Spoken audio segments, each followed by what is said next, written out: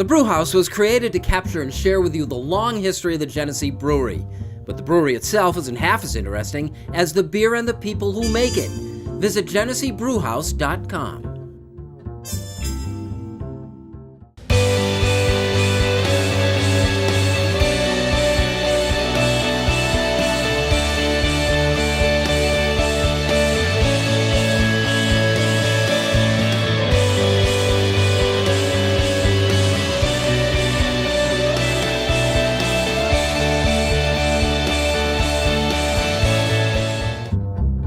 Hello, everyone, and welcome into the Rochester Press Box, presented by the Genesee Brewhouse. Thanks for joining us. I'm Bill Pucker, and we are happy to be rejoined by Kim Bernsen. Nice to have you back. Thanks for having me back. Mike, we're surrounded by the break room. I guess. And Duffy, what are you wearing? We have the quarterbacks after Kelly jerseys, J.P. Lossman. Fun bar bet fact for you. The first touchdown pass ever caught from J.P. Lossman was caught by? Jason Peters. Bingo. Whoa. Then offensive tackle, now Hall of Fame offensive tackle for the Why do we Philadelphia Eagles. spend so much time talking J.P. Lawson? I mean, in the grand scheme of things, his name comes up a lot. Yeah. Well, I always tell you that that's the bar that a lot of fans have, and that's why I say it's a low bar, because JP showed those little flashes. He was also a first-round draft pick, and they invested in him, and people thought that maybe he was going to be something. And But he's wasn't. a good company there. He's the Todd Blackledge of the 2004 draft, right? You Right. got Eli, Roethlisberger, Phillip Rivers, and And I say to you guys all the time, Tom Donahoe, the most serious guy in the world, sat in a room with J.P. Lossman and decided he was going to be his franchise guy. A guy coming out of Tulane. Like J.P. as a later round draft pick with a little more time under his belt maybe could have been effective. But I don't think he ever was thought of by many people as, it was supposed to be Green Bay was taking him. That was the Bills' story. And, bad pick. Sometimes you never know. Kim, the NFL in a greater sense, it seems to me is off to a flying stop. Have you got the situation in L.A., the ratings are down, Right. the games aren't great. What's going on? Well, I mean, there's been a lot of changes in the NFL, and I think that's a big part of it. You moved fan bases that weren't having issues with the fans. It was more of the ownership. It was the ownership that moved it. So, I mean, maybe it's just at a lull right now. I don't think the NFL is anything you're going to have to worry about, ratings-wise. Like, they'll always be number one on Monday nights. But for now, I think it's just kind of that adjustment phase where you're trying to, figure out where the fan base is at. But it's like last year, I remember the league blamed the election. This year, they're blaming the hurricanes. Yeah. The numbers are still spectacular. They're just lower than what they were. And I was doing a little research on ratings in general. And what the NFL does on a Sunday, everybody says it's down 12%, 10%. The numbers on, say, that Cowboys-Broncos game were more than the top 5 college games together. Okay, so these games do phenomenal numbers. And it's just down a little bit. I think there's other ways people watch the NFL or follow the NFL. I think it's part of it.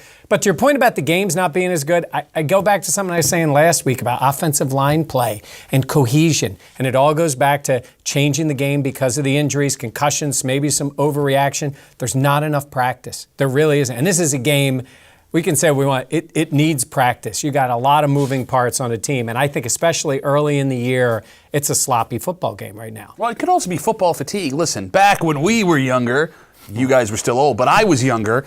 You waited all low-hanging fruit. You guys were a couple of low. You waited all week. Yep. To get to Sunday, and then you have the Monday night thing. Okay, so now I have Thursday NFL football. On top of that, there's a major college football game on Friday night I can find. Then Saturday, how about this?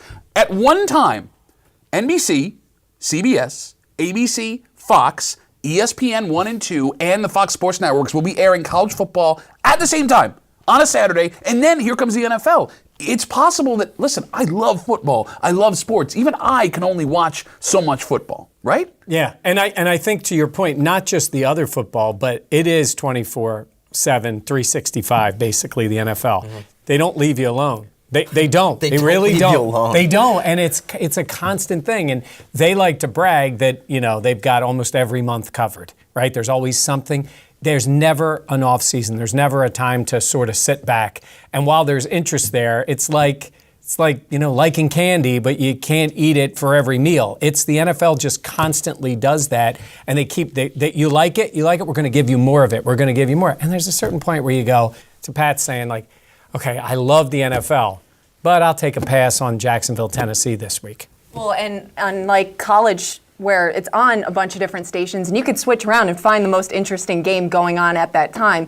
The NFL, you can be, unless you're somebody with like the NFL package or something like that, you're kind of stuck watching that crappy game at 1 o'clock or wherever you're at, and you don't really have a lot of decision if you just got basic cable. Yeah. There's two things that are kind of undermining this all, just as we wrap up this discussion. I still think the concussion issue is wearing at the foundation, and I think the fact that the quarterback pipeline is drying up a little bit. Yeah, I know. There you go. I'll take a totally opposite view of that. I think the quarterback pipeline is just fine. I think it's very similar to what it was in past years. I think there's still going to be excellent quarterback play. It's always in tiers. It's always, sometimes that top tier is higher. And we had a good stretch here. There's always a third of them that are really, really good. They're and in older. some years, always a third that are good players, and a third that are bad. And it's just now the game is more pronounced, the need of quarterbacks. There's a lot of good young quarterbacks in the NFL, and looks like there are going to be some more coming in. Are you going to replace Brady, or are you going to replace Manning? Well, Peyton, Garoppolo's going to keep him right on time. Roethlisberger. That's what I'm saying is that elite time, but they're still really good quarterback. This is the Rochester Press Box, presented by the Genesee Brewhouse. We'll talk about the Bills in Week 3 next.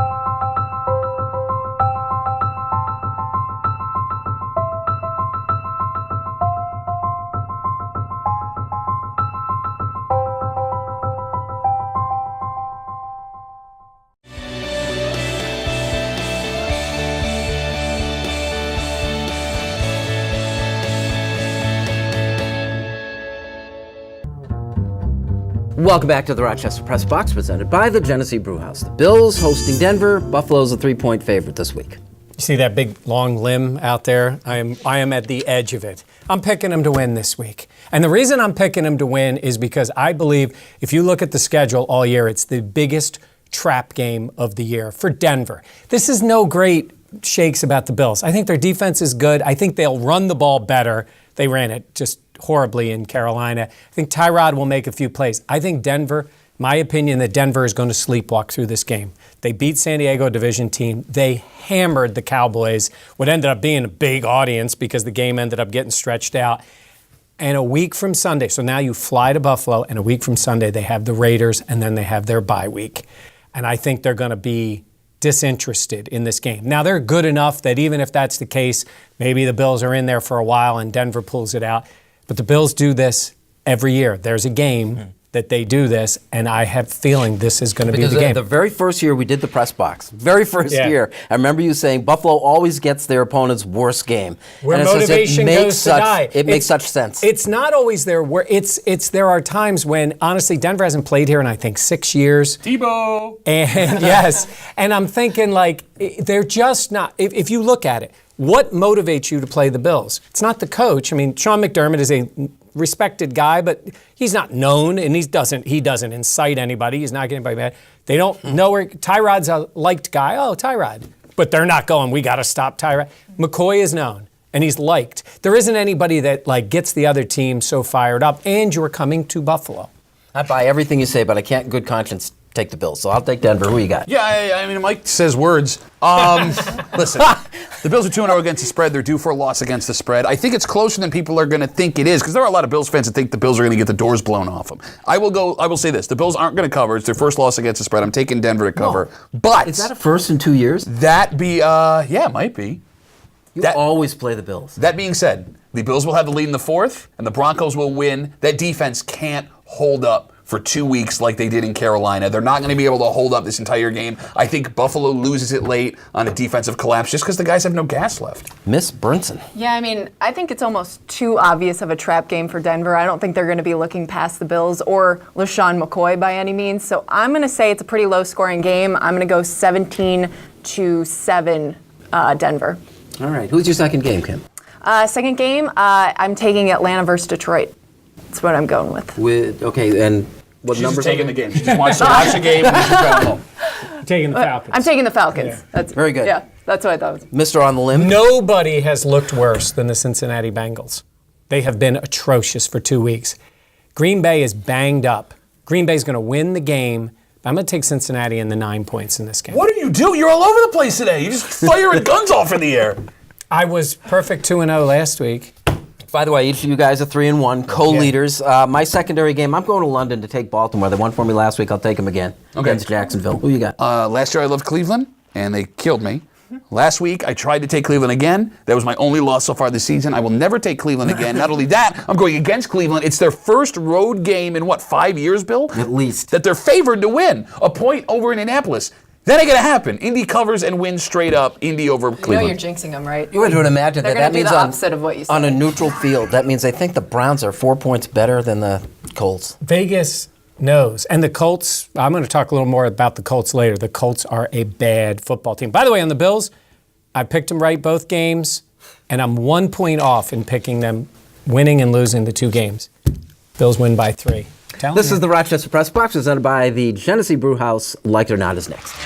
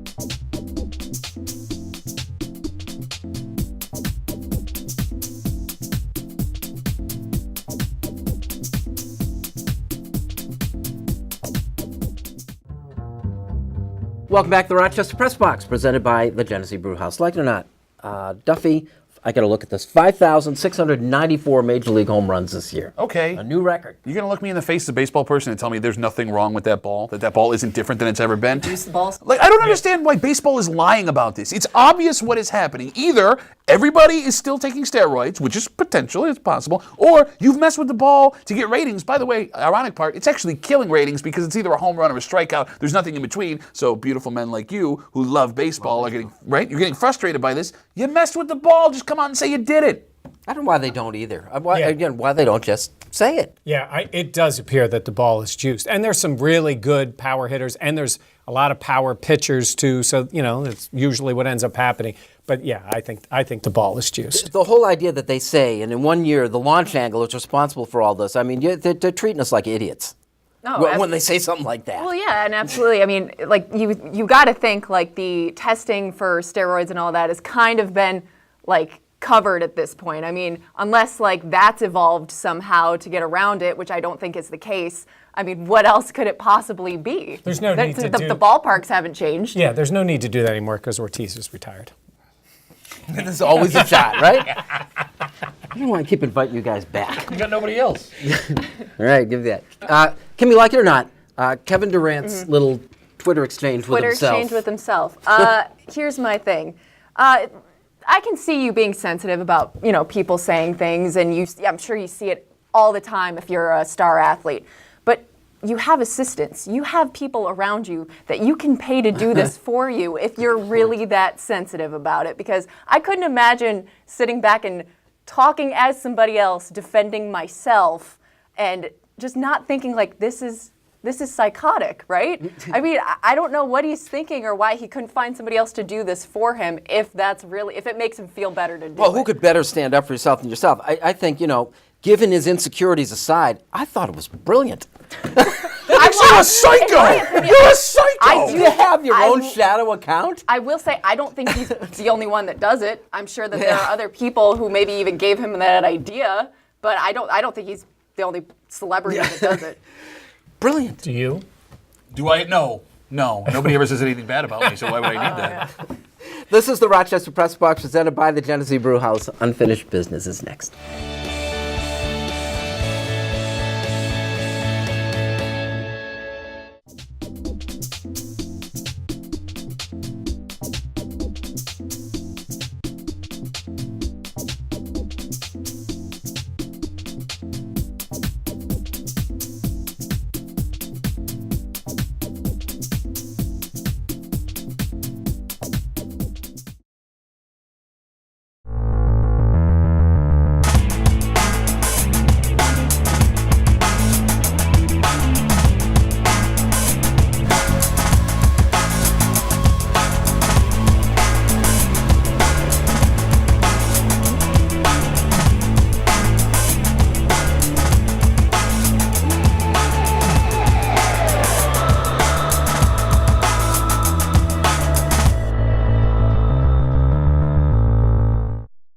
Dunkin' has lots of fall favorites to root for.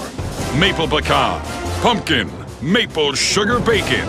But on game day, we root for one team. One team, baby. Win the fall, folks.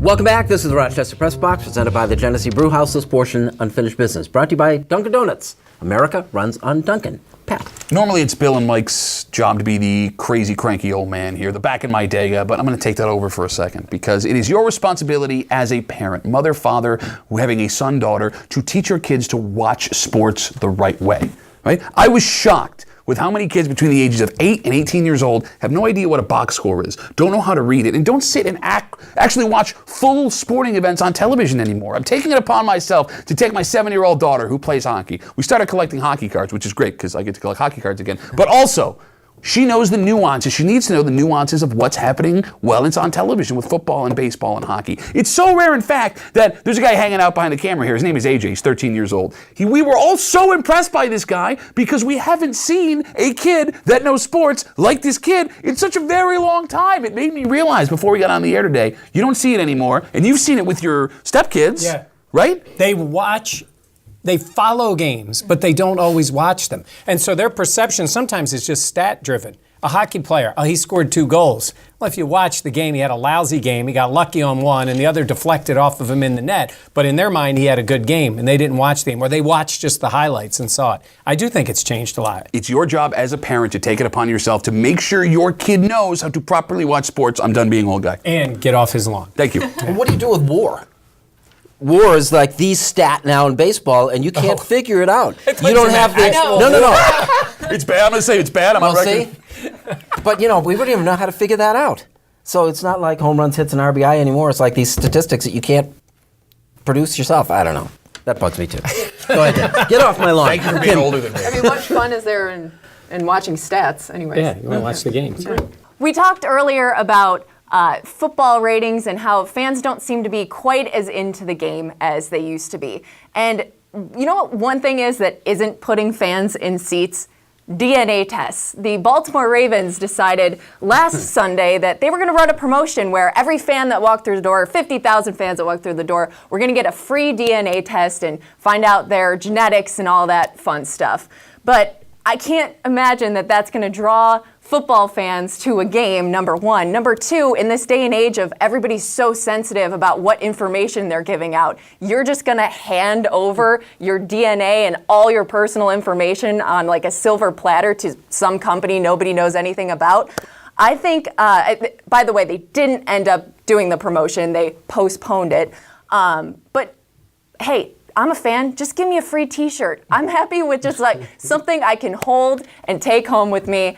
Let's keep it simple, NFL, and maybe that'll help your ratings a little bit. In simpler days, too. Right? Is it the Amerks have run promotions over the last year? I think they're giving haircuts in the stands, and they did something. They did free colon screenings at the hockey game. Well, that's important, though. That's a health thing. I know, I yeah, get but that that's bringing awareness to something, but I'm not sure what the DNA thing is about. Yeah. I think if you really want to bring fans in, do what Atlanta is attempting to do, where the prices are like normal prices to help people. And if you want to get them in the Don't stadium. even get me started. I love they're applauding a guy for selling $5 hot dogs where it costs you $300 to get in the stadium.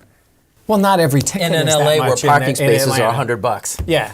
I'm saying is I think that would help bring people. Ooh, I guess Pat disagrees with me. All right, I'm going to stick with the NFL here, and I'm going to bring the Bills into this. Sean McDermott likes to keep saying this, and I agree with what he's trying to do. He's saying, I'm not acquiring talent, I'm building a team, and that's the whole idea. And most of you know the truth is you can try to build your team, but eventually you have to get a quarterback. And whether Tyrod ever does any more or whatever the Bills end up doing, we know they need to improve at quarterback play.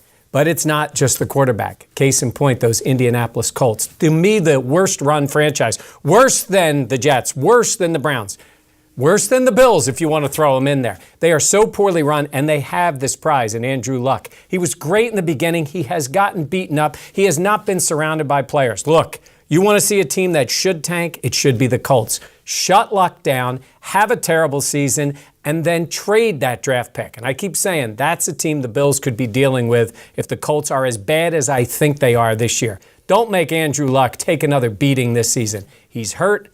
Give him a break, and maybe it'll help the franchise when the new management comes in next year. It's unconscionable they let that happen. They're brutal. They are brutal, and they have very limited talent around him. This is the Rochester Press Box, presented by the Genesee Brew House. This portion of Unfinished Business brought to you by Dunkin' Donuts. Kim, thank you very much. Thanks nice for job. having me again. Yeah. Thank you. Guys, appreciate it. Good try. Thanks for joining us. We'll see you next week. The Rochester Press Box.